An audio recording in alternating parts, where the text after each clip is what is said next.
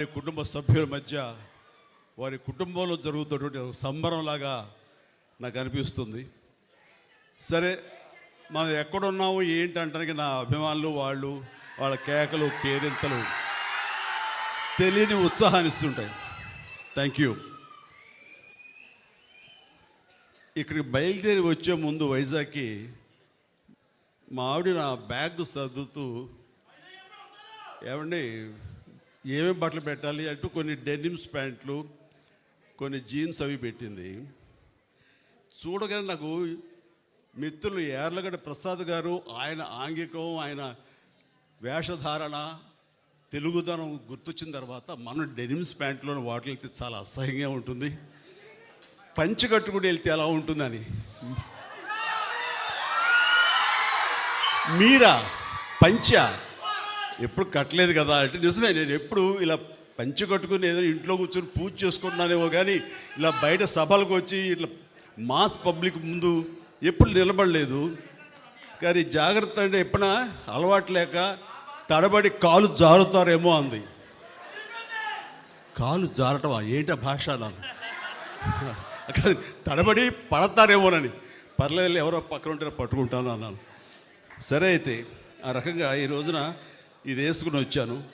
వచ్చిన దగ్గర నుంచి చిన్న టెన్షను, వెనకాల ఏదో కొంచెం లూజ్ అయినట్టుంది నాకు, ఊడిపోతుందేమోనని మన కృష్ణదేవరాయలు గారు చెప్తాను. నేను వెళ్ళి వచ్చాము వెనక చూస్తుంటే బాబు ఏదైనా జారిపోతే చెప్పి సర్దించుకుంటారని చెప్పేసి. సో అలవాటు లేకపోయినా సరే కొన్ని అలవాటు చేసుకోవడం ఎంత అత్యవసరం, అది ఎంత సంతృప్తినిస్తుంది అనేది అంత ఇంత కాదు. ఈ రోజున ఇక్కడికి వచ్చానంటే కనుక యార్లగడ్డ లక్ష్మీప్రసాద్ గారు, షార్ట్గా వైఎల్పి అనేస్తాం మేము, నాకు చిరకాల మిత్రులు, నాకంటే పెద్దవాళ్ళు, నాకంటే విద్యాధికులు, సరస్వతి పుత్రులు, అన్ని రంగాల్లోనూ ఆయనకి మిత్రులు ఉన్నారు. ఆయనకు విశేషమైనటువంటి ప్రజాభిమానం ఉంది. ప్రపంచవ్యాప్తంగా తెలుగు వాళ్ళు ఎక్కడికి వెళ్ళినా సరే వైఎల్పి గారిని చూసి అభిమానించిన వాళ్ళు, ఆయన చూసి ఆకట్టుకునే వాళ్ళు ఎవ్వరూ ఉండరు. అలాంటి అత్యద్భుతమైనటువంటి పర్సనాలిటీ ఆయన. సాహిత్యపరంగా కానివ్వండి, రాజకీయంగా కానివ్వండి, ఏ రకంగా చూసుకున్నా సరే ఆయన ప్రేమతో కానివ్వండి అందరినీ ఆకట్టుకునేంత గొప్ప మనస్తత్వం అయింది. అలాంటి వాడు మా ఇంటికి వచ్చి రావాలి, మా లోక్ నాయక్ ఫౌండేషన్ తరపున మాకు అత్యంత ప్రియమైనటువంటి గురువు కానివ్వండి, పూజ్యులు కానివ్వండి, మీరు ఏమని అనుకోండి, అలాంటి ఎన్టీ రామారావు గారి 28వ పుణ్యతిథి రోజున అంటే వర్ధంతి దినాన ఆయన సెంటినరీ కొనసాగిస్తూ, అలాగే అక్కినేని నాగేశ్వరరావు గారి సెంటినరీ అని ప్రారంభిస్తూ అది కూడా కొనసాగించే దిశగా ఇద్దరు మహానుభావులు, మహానటులు, మహా వ్యక్తులు, మనకు ఆద్యులు, పూజ్యులు, అందులో మీలాంటి వాళ్ళకి మరీ సినీ రంగంలో అత్యంత కావలసిన వాళ్ళు. కాబట్టి మీరు రావాలనగానే ఏమాత్రం సంకోచించకుండా ఇది గొప్ప అవకాశంగా అనిపించింది. ఆయన 18వ తారీఖు వస్తే బాగుంటుందంటే అనుకోకుండా 18వ తారీఖు ఇంకొక పని ఏర్పడేసరికి నేను 1 or 2 days డిలే చేయొచ్చా అన్నాను. ఏం పర్వాలేదు, 19 సంవత్సరాలుగా 18వ తారీఖు జనవరి చేస్తూ వచ్చావు, మీలాంటి వాళ్ళ కోసం 1 or 2 days అంటే 1 month అని పోస్ట్పోన్ చేస్తారంటాం. వారికి నా పట్ల నా అభిమానానికి నేను రావాలి అని గట్టిగా ఆయన సంకల్పానికి అది నిదర్శనం. ఈ రోజున నేను ఎంతో సంతోషంతో వచ్చాను, అంతకంత ఆనందంతో ఇక్కడి నుంచి వెళ్తానని అనుకుంటున్నాను. ఇక రామారావు గారి గురించి, పూజ్యులు, యుగ పురుషులు అండ్ మాలాంటి వాళ్ళకి దైవ సమానులు, అలాగే అక్కినేని నాగేశ్వరరావు గారు అదేవిధంగా ఆయన మాకు పూజ్యులు, మాకు ఆరాధ్యులు. అలాంటి వారి గురించి ప్రత్యేకంగా తెలియనిది ఎవరికి ఏమని చెప్పాలి, ఎంతని చెప్పాలి. కానీ వారిద్దరితోటి ఇందాక క్లిప్పింగ్స్ చూస్తుంటే నా దృష్టిలో లేవు, అంటే కలిసి పనిచేశాను అని అనుకున్నాను తప్ప అవి విజువల్స్ చూసిన తర్వాత నేను ఎంత అదృష్టవంతుడిని. నేను ఈ సమకాలీన సినిమాల్లో కూడా ఉంటూ వారితో పాటు వాళ్ళు హీరోగా ఉన్నప్పుడు నేను తోటి హీరోగానో, చిన్న నటుడుగానో నేను నా యొక్క ప్రస్తావన, నా ప్రయాణాన్ని కొనసాగించాను వారితో ఉన్న ఆ కొద్ది స్పేస్ సినిమాలో నేను తీసుకోవటం అనేది నాకు పూర్వజన్మ సుకృతంగా నటుడుగా నాకు అనిపిస్తుంటుంది. చాలా గొప్ప అవకాశం. ఆ సమయంలో నాకు వాళ్ళతో జరిగే సంభాషణలు మాత్రం షేర్ చేసుకుంటాను. ఇవి ఇంతవరకు ఎప్పుడు బయటకు రాలేదు కాబట్టి కొంచెం వినడానికి బాగానే ఉంటుంది. లేదంటారా, వారిద్దరూ సమంగా ఒకేసారి వచ్చారు, ఈ ఫిల్మ్ ఇండస్ట్రీకి. నాగేశ్వరరావు గారు 1 or 2 years ముందు వచ్చి ఉంటే, ఆ తర్వాత రామారావు గారు వచ్చారు. నాగేశ్వరరావు గారు పౌరాణిక చిత్రాల ద్వారా ఆయన డెబ్యూ ఫిలిమ్స్ ప్రవేశిస్తే సినిమాల్లోకి, ఈయన మన దేశం అని మన రామారావు గారు సాంఘికంలో ఈయన సినిమాల్లో ప్రారంభించారు. అయితే ఆ తదనంతరం within no time Ramarao గారు పౌరాణిక జానపద చిత్రాల్లో ఆయన ఒక బ్రాండ్ అంబాసిడర్ అయితే, ఇక నాగేశ్వరరావు గారు సాంఘికంలో ఇక ఎదురులేని తిరుగులేని నాయకుడు ఆయన అయ్యారు. అలాగా ఆదరణ ప్రకారం, ప్రేక్షక ఆదరణ ప్రకారం వాళ్ళ యొక్క గమ్యాన్ని మార్చుకుంటూ, వాళ్ళ ఆదరణ ఏ సినిమాల్లో ఏ కథల్లో ఉంటుందో ఆ రకంగా వాళ్ళు కొనసాగిస్తూ ఈ రోజున పరిశ్రమకి 2 నేత్రాలు 2 కళ్ళు అని అనిపించుకుంటున్నారు. మాలాంటి వాళ్ళు ఇంకా ఆరాధనాపూర్వకంగా చూస్తున్నామంటే అది మన తెలుగు కళామ తల్లి చేసుకున్న పుణ్యం. అలాంటి బిడ్డల్ని కనటం, వారి తరపున తరువాత వారితో నటించడం అన్నది నాకు కలిగిన ఒక భాగ్యం. అది రామారావు గారితో నేను చేసిన సినిమా ఎదురులేని మనిషి, తిరుగులేని మనిషి. ఇందాక సినిమా చూసాం, చిన్న బిట్టు చూసినప్పుడు అందులో ఒక టేబుల్ ఉంటుంది, డైనింగ్ టేబుల్ మీద ఇద్దరు కలిపి ఫైట్ చేస్తూ విలన్స్ ఇద్దరం కొడుతూ అక్కడి నుంచి దూకాలి. 3 అడుగులే కదా అనే ఉద్దేశంతో ఆయన చేయించి పెట్టి ఇద్దరు కలిపి జంప్ చేసి దూకాలి. నేను దూకేశాను. ఆయన ఆగిపోయా, బ్రదర్ ఏమది అన్న, ఏంటి సార్ అన్న, అలా దూకేస్తే అట్లాగా అన్ని డూపులు చేసుకుంటారు, మనం అలా ఊపిస్తే సరిపోతున్నాను. నాకు ఎవరు చెప్పలేదండి. దూకిస్తేనాను 3 అడుగులే కదా అని దూకానన్నాను. లేదు బ్రదర్, ఆర్టిస్ట్ చాలా విలువైన జీవితం. అనుకోకుండా ఏదైనా సంభవిస్తే కనుక, ఏదైనా జరగకుండా జరిగితే టోటల్గా సినిమా ఎంత నష్టపోతారో, ఫైనాన్షియల్ కానివ్వండి, టైం కానివ్వండి, తోటి వాళ్ళని నటినట్లు వాళ్ళ సమయం కానివ్వండి, ఎప్పుడు జాగ్రత్తగా ఉండాలి. సినిమాలో ఏది కనపడదు, మనం చేసామని అనుకుంటారు అని చెప్పినప్పుడు కరెక్టే, కానీ చేయాలని ఉత్సాహం ఉంది, అన్నీ ఒరిజినల్గా చేసేయాలని తాపత్రయం ఉంది, ఆ కుర్రతనంలో ఓకే అని అనుకున్నాను. కానీ అదే 1 year తర్వాత సంఘర్షణ అనే సినిమా చేస్తూ సరిగ్గా 3 అడుగుల ఒక పొలం గట్టు మీద నుంచి విలన్ని తన్నేలాగా నేను ఎక్కి జంప్ చేసి తన్నాను. సరిగ్గా ల్యాండ్ అయ్యాను కిందకి, కాలు మడతపడింది. దాంతో 6 నెలల పాటు షూటింగ్ చేయలే నేను. ఆ తర్వాత లండన్ వెళ్ళాం, లివర్పూల్, అక్కడ మినస్కా స్టేర్ అయిందన్నారు, దానికి ఆపరేషన్ జరిగింది. సో ఎంత నష్టమైందంటే అంత ఇంత కాదు. అందుకని పెద్దలు ఎంత ఆలోచించి చెప్తారంటే, అది మన గురించి మన ఆరోగ్యం ఒక పక్కన పెడితే ఎంతోమంది మన మీద ఆధారపడి ఉంటారు, వాళ్ళందరి యొక్క బాగోగులు దృష్టిలో పెట్టుకుని ఆలోచిస్తారు. అది వాళ్ళ గొప్పతనం. ఆ తర్వాత ఆయనతో కూర్చున్నప్పుడు మామూలుగా ఈవినింగ్ అయ్యేసరికి గిజ్జలు వచ్చేస్తాయి, ఇంత బాసుమతి ఇది వస్తుంది ఇది. ఆ టైంలో ఆయన 2 బ్రదర్ కూర్చోండి, భయంగానే కూర్చుంటాం కదా ఆయన పక్కన. ఆయన ఒక బజ్జీ ఇచ్చారు, తీసుకున్నాను. తిందామంటే ఎక్కడ తినలేము. ఆ సమయం ఆయన ఒక మాట అన్నారు, బ్రదర్ మీరు బాగా అభివృద్ధిలోకి వస్తున్నారు, ఈ సంపాదించిన సంపద అంతా ఇనప మొక్కల మీద పెట్టద్దు, ఏదైనా మంచి హౌస్ కట్టుకోండి, ఆ తర్వాత స్థలాల మీద పెట్టండి, మనల్ని కాపాడేది అదే. మనం ఎక్కువ కాలం ఇక్కడ ఇలాగే ఉంటాము, ఇదే సూపర్ స్టార్ డంతో ఉంటాము, ఇది శాశ్వతం అని మాత్రం అనుకోకండి అని ఎంతో జ్ఞానంతో, ఎంతో జాగ్రత్తతోటి, ముందస్తు చూపుతోటి ఆయన ఇచ్చిన సలహా అంతా ఇంత కాదు. అప్పటిదాకా మంచి కారు కొనుక్కుందామా, ఇందాక మన కృష్ణదేవరాయ చెప్పినట్లుగా అప్పట్లో టయోటా సెరా అని చెప్పేసి తలుపులు పైకి తెరుచుకుంటాయి, వింగ్ టాప్ లాగా, అది చాలా ఫ్యాన్సీ. అలాంటి కార్లు కొనుక్కుందామా, టయోటా కార్లు కొనుక్కుందామని ఇలా ఉండి అనుకుని నేను ఇంకా అది ఆపేసి అక్కడక్కడ స్థలాలు కొనడం మొదలుపెట్టాను. ఈ రోజున నా రెమ్యునరేషన్ కంటే కూడా ఆ స్థలాలే నన్ను నా ఫ్యామిలీని కాపాడుతున్నాయి. అలాంటి గొప్ప సలహాలు ఇచ్చినటువంటి మహానుభావులు దూరదృష్టితో. ఇక నాగేశ్వరరావు గారితో కూడా నేను చేసినప్పుడు మెకానిక్ అల్లుడు, ఆ సినిమాలు చేసినప్పుడు ఆయన ఎంత సరదాగా ఉండేవారంటే, ఆయనతో సహా ఈయనతోటి కూర్చొని తినమన్నా తినలేని చిన్న టెన్షన్ ఉండేది. ఆయన అలా కాదు, చాలా ఫ్రెండ్లీగా ఉండేవారు. అంటే ఈవినింగ్ అయ్యేసరికి ఇంటికి రా చిరంజీవి మనం కూర్చుందాం అనేవారు. ఆయనకి కోనియాక్ అంటే చాలా ఇష్టం. అది నేను ఫారిన్ వెళ్ళినప్పుడు ఎక్కడి నుంచి మంచి బాటిల్ కనబడితే ఎక్స్పెన్సివ్ కోనియాక్ ఆయన కోసం తీసుకొచ్చి గిఫ్ట్గా ఇచ్చేవాడిని. అప్పుడు ఆయన తీసుకున్నా నేను పక్కన కూర్చుని ఆయనతో కబుర్లు చెప్తుండేవాడిని. ఆ చెప్పే సమయంలో ఆయన అన్న మాటలన్నీ కొంచెం రొమాంటిక్ టచ్తో ఉంటాయి, చాలా ఇంట్రెస్టింగ్గా ఉంటుందన్నమాట. అట్లాగా ఆయన ఎంత ఈజీగా ఎంత ఫ్రెండ్లీగా ఉంటారంటానికి అంత ఇంత కాదు. ఆ సమయంలో ఆయన చెప్పినటువంటి గొప్ప విషయం ఏంటంటే, రామారావు గారు నేను ఒకే సమయంలో వచ్చాం చిరంజీవి. ఆయన మంచి అందగాడు, ఆజానుబాహుడు, మంచి ముఖవర్చస్సున్నవాడు. అలాంటి స్ఫురద్రూపి ముందు నన్ను నేను చూసుకుంటే ఒకసారి నాకు ఇన్ఫీరియారిటీ కాంప్లెక్స్ వచ్చేది. అది ఒకసారి ఆయనతో కలిసి మేము 14 సినిమాల దాకా చేసాం, చిన్న చిన్న బిట్లు. ఆ టైంలో నన్ను నేను నిలదొక్కుకోవడానికి, నన్ను నేను పెప్పప్ చేసుకోవడానికి, నన్ను సమాయత్తం చేసుకోవడానికి, నేను ఏం తక్కువ కాదు అని అనిపించుకోవడానికి అద్దం ముందు నిలబడి నేను అనుకునేవాడిని, ఆయన ఆజానుభావుడు, నేను ఇంతే, కానీ మానసికంగా నేను చాలా అని అలా అనేవాడిని. అది ఒక స్టైల్ అయిపోయింది, ఒక ఇదే. అలాగే నాకు ఈ కన్ను కొంచెం డ్రూప్ అవుతుండే, కొంచెం ఇలా దాన్ని కాదు అనిపించుకొని ఇలా పైకి లేపేవాడిని. అది నాగేశ్వరరావు స్టైల్ అయింది.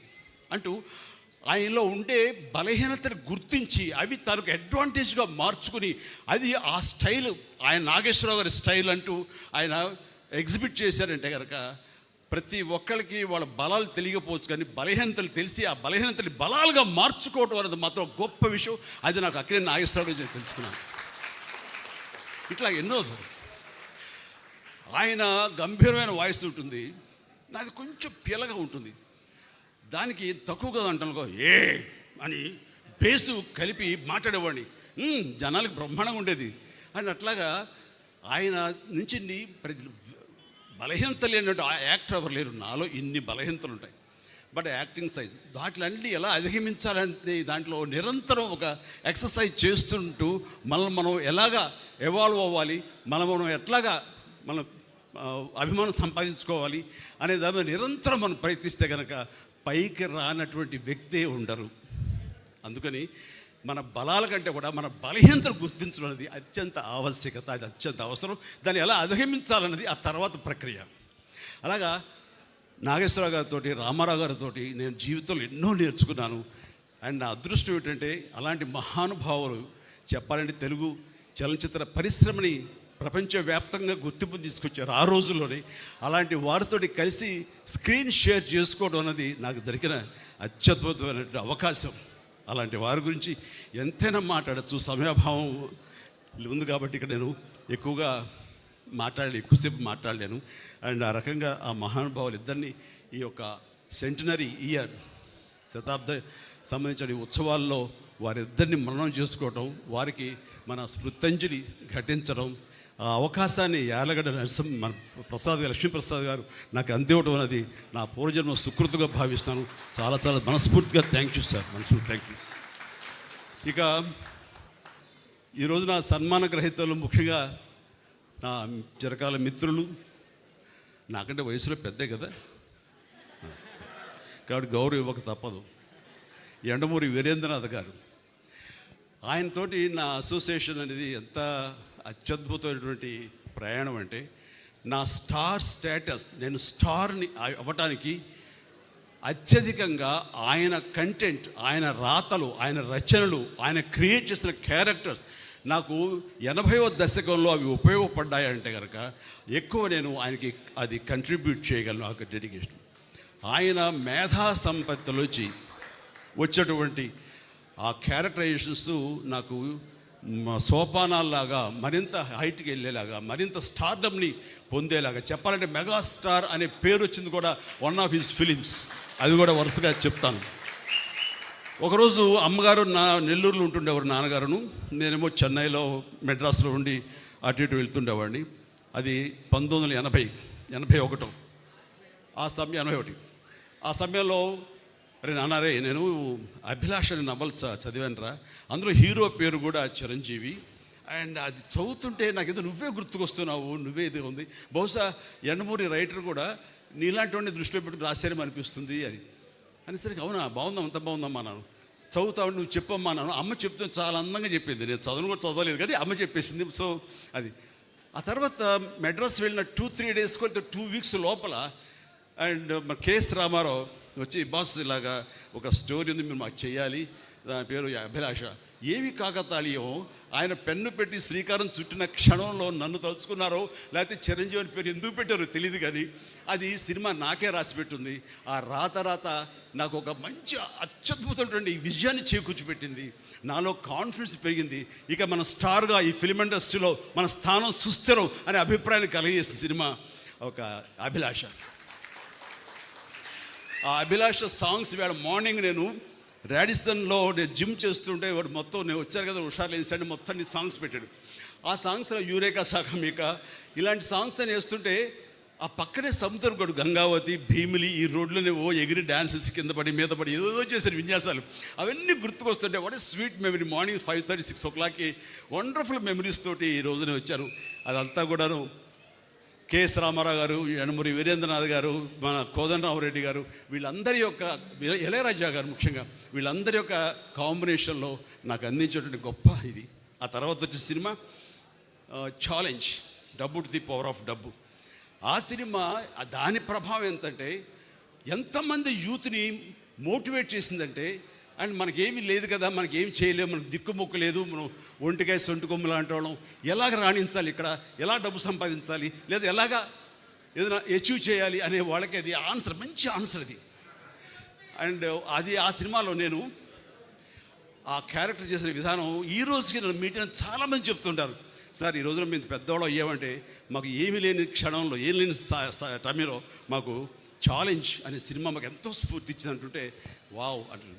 అది ఆయన బ్రెయిన్ చైల్డ్, కానీ బయట మా ద్వారా బయటకు వచ్చింది కాబట్టి ఎంతో కొంత క్రెడిట్ మేము తీసుకుంటాం. అంతే ఆనందం ఆయన ఎంత పొందారో అంతే ఆనందం మేము పొందుతున్నాం. ఆ రకంగా వచ్చిన తర్వాత వచ్చే సినిమాలు మరణమృతం కానివ్వండి, రక్తసింధూరం కానివ్వండి, అన్ని సినిమాలు ఇట్లా ఎన్నో సినిమాలు మనం లిస్ట్ చూసాం. ఆ సినిమాలన్నీ కూడా నాకు అంతటి పేరు ప్రఖ్యాతి తీసుకొచ్చింది. కాబట్టి నా యొక్క ఎదుగుదలలో, నా స్టార్డంలో ఆయన యొక్క నా సింహభాగం మా యండమూరి గారికి ఉంది. నాకు చాలా సంతోషం. థ్యాంక్ యూ యండమూరి గారు, ధన్యం. తర్వాత ఇందాక ఒక మాట అన్నారు, అది కంక్లూడ్ చేస్తాను. నీ ఆటోబయోగ్రఫీ ఎవరు రాస్తున్నారని. ఆటోబయోగ్రఫీ అంటే నేనే కదా రాసేది అనుకున్నాను. నువ్వు ఎక్కడ టైం ఉంటుంది లేదు, నీవు చెప్పు, మేము ఎవరు రాసుకుంటాం, నీకేమైనా ఇంట్రెస్ట్ ఉందా, ఖచ్చితంగా చెప్తే రాస్తాను.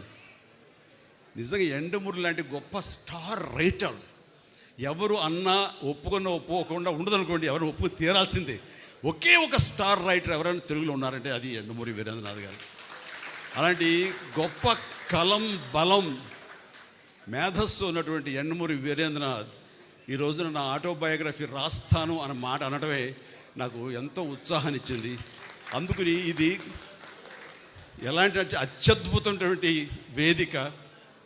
అండ్ మా వైఎల్పి గారి సమక్షంలో ఇది జరిగి తీరుతుంది. ఆల్రెడీ ప్రాసెస్లో ఉందన్నాను కానీ దానికి కన్సాలిడేట్గా కాంక్రీట్గా లేదు. అండ్ యండమూరి గారు అన్నారు, మీ మాట చొప్పున అనేస్తున్నాను, ఇట్స్ ఎ కమిట్మెంట్ పబ్లిక్లో. Done. Thank you very much. Right, ఇక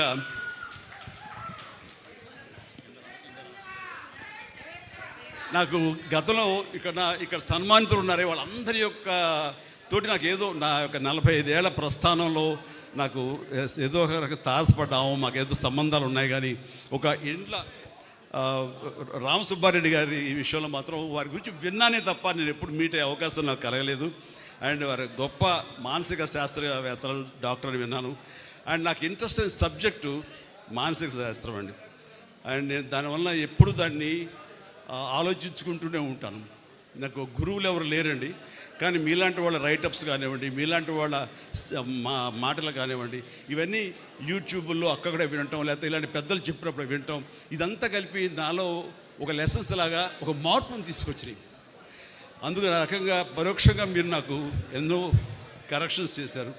ఇందాక మీరు అంటున్నట్లుగా ఈ రోజున ఈ యొక్క మనం వెళ్ళే ఈ స్పీడ్ యుగంలో మనకి ఎన్నో మానసిక రుగ్మతలు లోనైపోతుంటాం. అది బాడీకే కాదు, మనసు కూడా రోగం వస్తుందని మీరు అన్న మాట అది అక్షర సత్యం. మళ్ళీ నిర్వీర్యం చేస్తుంది. ఒక్కోసారి లేవగానే అన్నీ బాగున్నాయి కదా, సినిమా సూపర్ హిట్ అయింది, ఇంట్లో బాగున్నారు, డబ్బులు బాగున్నాయి, బ్యాంక్ బ్యాలెన్స్ దండిగా ఉంది, ఏదో తెలియని ఒక న్యూన్యతా భావం, తెలియని ఒక లోన్లీనెస్. ఎందుకంటే చెప్పలేవు. అది ప్రతి ఒక్కడు ఏదోలే అని మర్చిపోయి వెళ్తుంటారు. కానీ మీలాంటి వాళ్ళు సంప్రదిస్తే కనుక దానికి అత్యద్భుతమైన చిన్న చిట్కాలతోటో చిన్న చిన్న మాత్రలతో మీరు దాన్ని మాయం చేయగలరు. అది మీలాంటి వాళ్ళ యొక్క ఆవశ్యకత ఎంతైనా ఉంది. అది గుర్తించి అందరూ ఉపయోగించుకుంటే కనుక అది అందరికి ఉపయోగపడుతుంది, అందరి జీవితాలకి అది మెరుగవుతుంది. ఆ రకంగా మీకు ఈ రోజున సన్మానం చేయటం, మీలాంటి వాళ్ళు గుర్తించి మా వైఎల్పి గారు ఈ స్టేజ్ మీద మీకు సన్మానించే అవకాశం అందరికి ఇవ్వటం మా అదృష్టం. Thank you sir. అలాగే మా విజేంద్ర, మా రాధాకృష్ణ రాజు గారు ఉన్నారు. ఆయన వచ్చేసరికి ముందు చాలా ఇన్విటేషన్ చూడగానే షాక్ అయ్యాను. రాధాకృష్ణ గారు, మా రాధాకృష్ణ గారు అన్నాను. తెలుసా అన్నారు. తెలియటండి, చాలా బాగా తెలుసు. ఆయన నా సినిమాలు బిగిన్ నుంచి కూడాను మీరు డిస్ట్రిబ్యూట్ చేశారు. ఎప్పుడు మేము బెంగళూరు వచ్చినా సరే మీరు రిసీవ్ చేసుకుంటుండేవాళ్ళు. అలాంటి మీరు ఈ మధ్య సంవత్సరాల్లో కొంచెం దూరం అయ్యాం. అండ్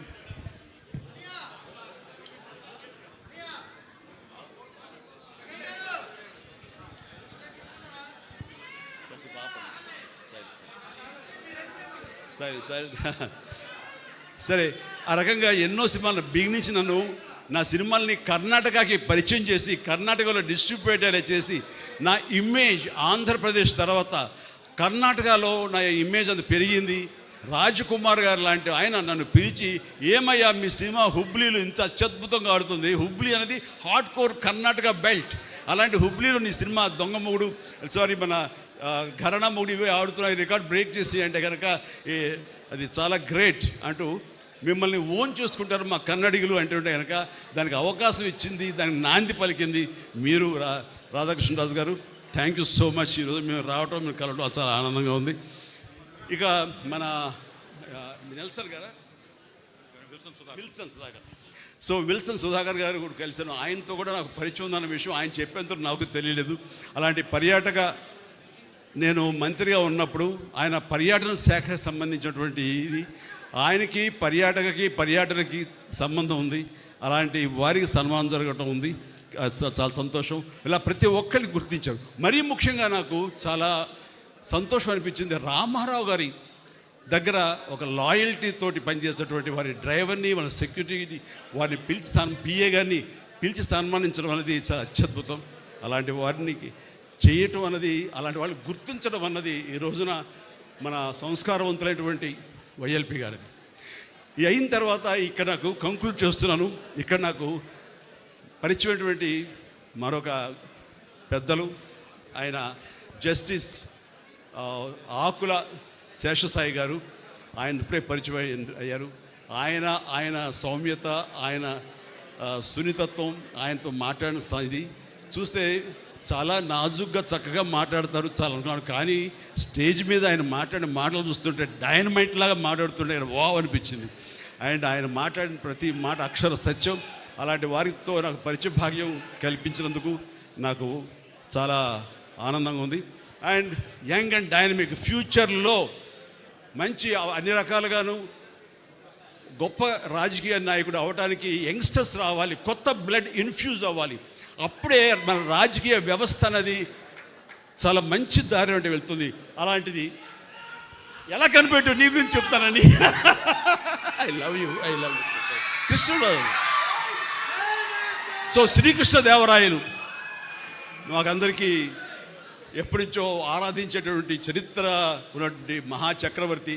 ఆ పేరు పెట్టుకున్న మన లావు రత్నం గారి అబ్బాయి, రత్తయ్య గారి అబ్బాయి లావు శ్రీకృష్ణదేవరాయలు మంచి భవిష్యత్తు ఉండాలి.